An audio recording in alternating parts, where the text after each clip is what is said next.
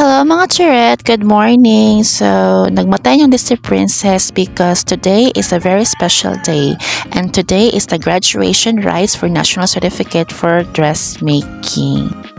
And time check, it's 6:21, so magdali na jud taan ni. And ayaw mo katingala guys na muna ko ang relo because that is my favorite subject. Basi matingala mo, masunggo mo sa pagtanas mga formulas. O munaw ng atong Disney Princess gikan sa hagdanan. O as you can see, ngit-ngit kaayo. Kaya saya pa man, wala pa man nag sunrise. O muto ko nga ang kahayag mo danag sa to ang kagwapapak. O diba, gwapa kayo na bisag wala tayo kaligo. O padula siya mo gawas kay magtrabaho na sa to ang mga household chores. O gwapa kayo o da puting-puti pak. So fast forward na tano after na magtrabaho, magkaon, o mo na kinabuhi sa tambay. So manatag kaligo, nanodlay na pod ang mga person. Sudlayan dyan nato itong mga buhok kay para mas straight ang atong buhok. O bugamit ta always og shampoo and conditioner para mag-iwas ato ang buhaghag and anti-frizz. O diba? O pak, sige nagsudlay. Always yun na magsudlay. O gwapa kayo o da. Mag-ilis. Fresh na fresh. Fresh from the sea. Charet. Og after na niya manudlay, mag-lotion na po siya para ma-moisten na tong skin. Og mogamit na po siya og sunscreen para iwas sa kainit and sunburn. Ito mag-apply sa face and of course sa neck para balance ang ato ang kagwapa o sa salayo. O da. And pagka man mag-prepare sa itong mga makeup such as foundation on puting-butang sa foundation muna natabi natin anikulan na lang kabaong na lang char lang gamit ang pa para makato mga gipang butang apil pod sa neck pak layo na pod pagkahuma na sad puff na po. The next is ang concealer para ma-lighten ang ato ang fez na to pagkuhan gwapa na kayo puff na sad para po makatumagi pambutang. Next is sige spray na pod. Next is curler para mabawag ato ang kilay and magamit na po ta og mascara para maninot atong aura dito. Nindot kayo pak na pak. Sige na lang tag mascara ani pati paggasto mga kilay. Gamit na po ang curler para mabawag na po og samot. Pak. Plaster ang video kay murag na kwanto na tikwang na. Next step pod kay mag-apply to ang mga face powder, compressed powder din na siya guys. So apply sa tong face and of course sa neck.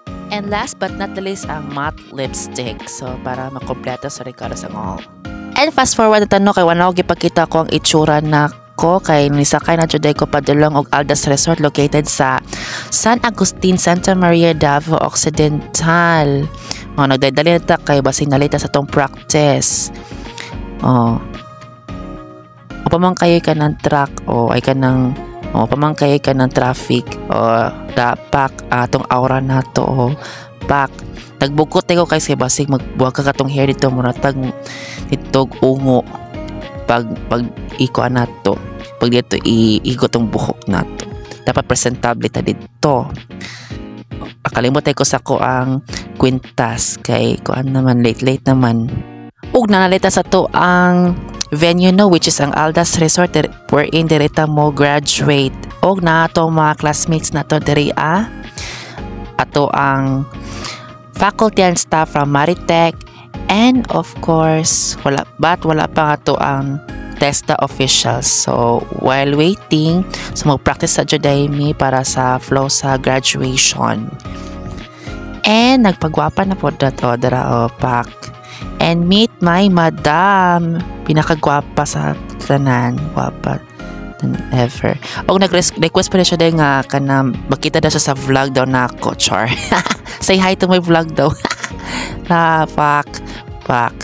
And nagsugo na dito ang graduation no kay naman itong mga bisita na to from the TESDA officials, from the municipal. And nagsugo na jud ang tanan.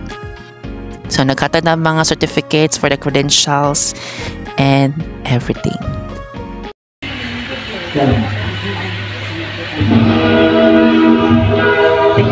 Macvin S. Buhawi.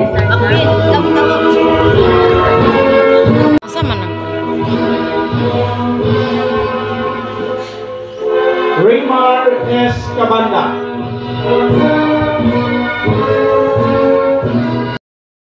Ug nanata sa to exciting part no, which is ang words of appreciation, and ako day gyatasan na magistorya day sa atubangan ko unsay mga insights about sa dressmaking, sa nabamay natun-an, and I can say it's a very big yes. Daga kami natun-an balang nagkalisod na mi. Balang nakalisod mi sa assessment basta makalahotay lang jud mi para lang aning course.